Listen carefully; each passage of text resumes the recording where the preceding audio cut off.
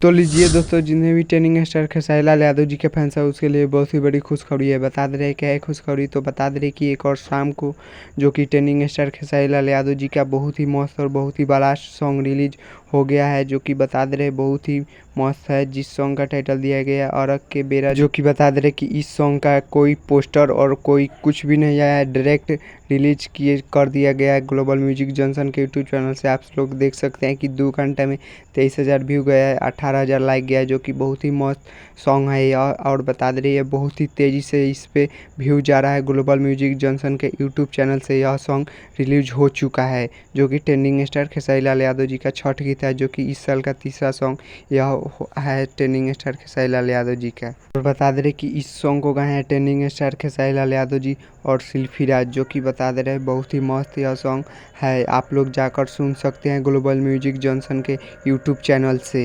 तो चलिए मिलते हैं किसी अगले वीडियो में। चैनल पर नए तो चैनल को सब्सक्राइब कर लीजिए और वीडियो को लाइक कर दीजिए और वीडियो को शेयर कर दीजिए। तब तक ले जय भारत, जय भोजपुरी।